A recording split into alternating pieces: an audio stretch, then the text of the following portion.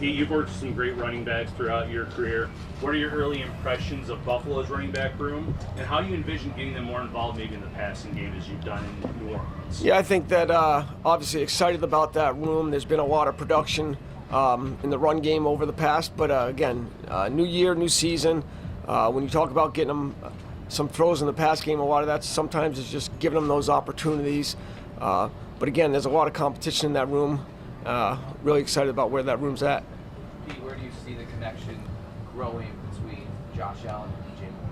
Yeah, I think that it's nice to see them connect a couple explosives early on in these first couple practices. But again, I think that's something that's going to continue to evolve, continue to grow as they get more reps with each other. They had a lot of work in the off season, and I think that'll just continue to evolve as they, learn each other. But I guess, I've been pleased with how that progress is going. Hey Pete, as you look through the Bills film the last couple of years and now you're here, do you see a need or at least a possibility of increasing the running back screen game at all for this team? Well, I think as you go into the offseason, you look at when I first got here, hey, some things that we might be able to do differently. I think that a lot of that might be specific to a team that you're playing. How do the screens look? How do the screens to the halfback looks? Are they more? Are we better off getting them on the perimeter? So I think there's just that's always a part of the game that you like to be able to be productive in, and I think some of that might be specific to who you're playing. Hey, there's a lot of talk about Keon this offseason. You've been around this league a while.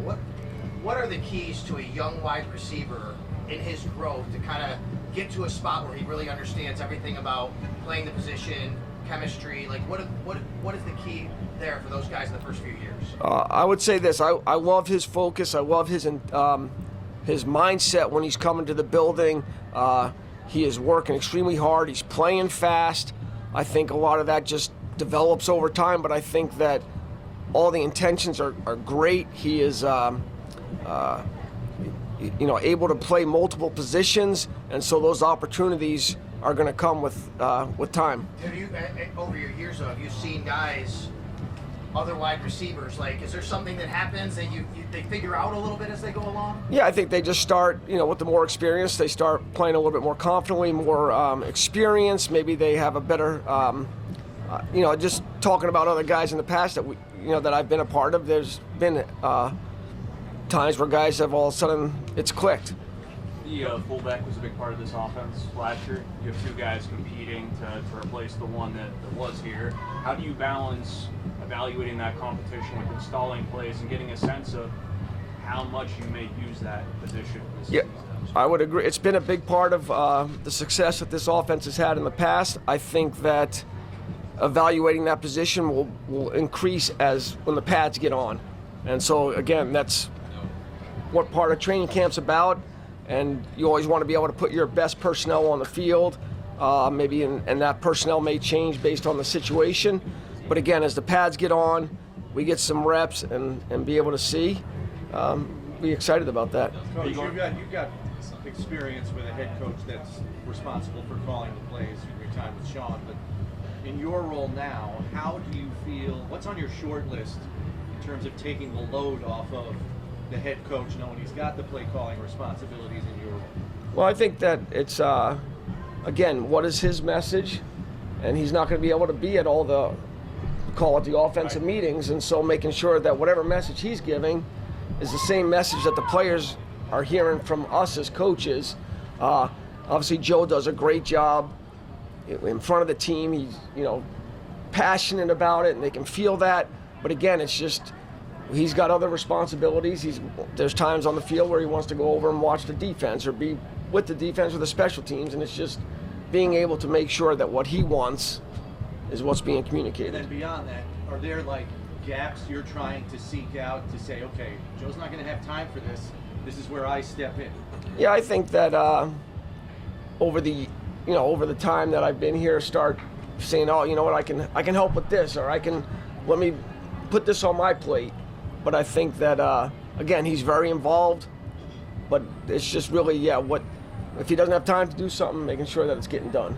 Pete, since you've been here, studied the film on this offense, now seen them on the field together, what do you believe is the potential of this group? Well, I think this. It's a new year, new season, so nothing's promised to us. And you can go back over the years and say, oh, this has been a team that's been a top rushing team. It's been a team that's been a top passing team. It's been a team a couple years ago that was really good with protection.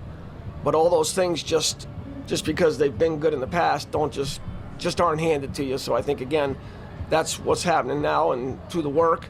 But there's a lot of guys in this building that have been a part of it. But again, it's just not something that's just like, it's just going to happen. It has to happen through work, preparation. Drew's going to the Hall of Fame on Saturday. When you started working with him, did you know right away that he was pretty special? Yeah, so I was fortunate to be with him in San Diego as well for 4 of his 5 years. And you always knew that he had what it took. He had that the stuff that you can't coach outside the building, all of that. He had it in just the way he worked, prepared, the way he was able to communicate with players, his relationships, all that stuff was special. And then again, it led on to the field, but he's always had those special traits. What will it mean to you to be there to see him inducted? Yeah, it's pretty special. It's a special moment, and there's going to be a lot of guys. Just great to see again that are all there celebrating what he deserves, and he's meant so much not only to his teammates but the city. What him and Sean were able to do in New Orleans and bring everybody, it was special to be a part of. With Alec and Austin at left guard, what are you looking for to determine who ends up being the winner of that battle? Yeah, I think that's going to come when as the pads get on a lot. Right now they're getting reps, and I think that's something that's going to develop as we go through here. But excited about both guys, and with what they've been able to do so far without the pads on, we're excited about. Is it different for each guy? I mean, is it the same parameters for both, or does each guy have their own things that they need to work on that you want to see happen for them to be the guy? Yeah, I think each guy's his own guy, and you might, not specific to them, but just in general, when you're talking about maybe 2 guys that are playing in one position, the same position, one guy might need more work in the run game, one guy might need more work in the pass game. But again, I think a lot of those questions start to get answered when the pads come on. You've been involved in a lot of training camps. Is there anything that stood out about how Joe's tried to pass along his message to start camp, or maybe how he's kind of set up this training camp too? Yeah, I think this. I would say when he got named the head coach, he presented a vision, and he knew exactly what kind of team he wanted, what kind of players he wants to surround himself with, and I think he's conveyed that message in team meetings to the people in the building. I think it's been pretty fun to see. You talked earlier about the connection between Josh and DJ, but how has your connection grown with Josh since you stepped into this? Maybe what's the thing that you've learned the most about him since you've been here? Yeah, I think that obviously get to be around him every day, and that's pretty special in itself. But I think that you love the competitiveness. He's extremely smart. I think there's so much what you see on the field, but also off the field, where you see him interacting with guys and his ability to communicate. He's special.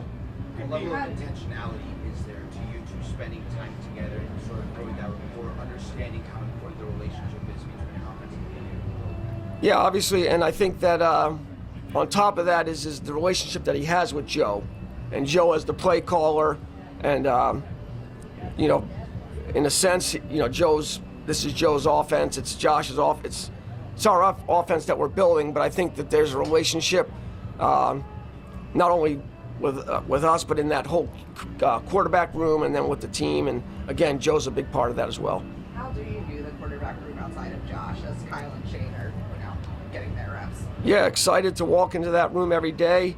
Feel real confident with the group of guys that we have in there. Obviously, Josh is special, but real confident in Kyle and Shane as well. Hey, Pete, you mentioned what Drew Brees meant to the city. Can you maybe put your mind back at that time before the Saints punched through and win that Super Bowl, and everything that's built up around having a great quarterback in a city that hadn't won it yet, and anything that you can maybe see from that time to where you are now? Well, I think when we got there, it was, I'm going to say it was right after the season of Katrina. And so there was just a lot of destruction. You know, it was obviously a tough time, and I think that the excitement of the team, winning, it just kind of brought everybody together. But I think that they purposely brought the city with them, and the passion of the fans, and then all of a sudden to have success early. That first game in the Superdome was week 3 against Atlanta, and just the noise in the game that day, and just you could just tell that something special was being built. You're not from there, but as an ambassador, I suppose, to having won a Super Bowl with New Orleans, can you put into words what he means to New Orleans? Well, I think that he's always going to have a place there. He's special. I think that I don't know if there's a group of there's a lot of guys from that team that did a lot of great things, and them getting out into the community, them letting the people be a part of it was pretty special. Hey, there's a lot of unknowns going into the season with Joe, and it's natural for people to wonder if Joe, what kind of a head coach Joe can be as a first-time head coach. What gives you the confidence that to see that he's capable of taking this job and taking this team to the next step? Well, the way he communicates and the way he talks to the team, the messages he portrays. He has a vision, he has a belief, he's sticking to it. And again, there's been a lot of head coaches that have been successful calling an offense, and he has those characteristics.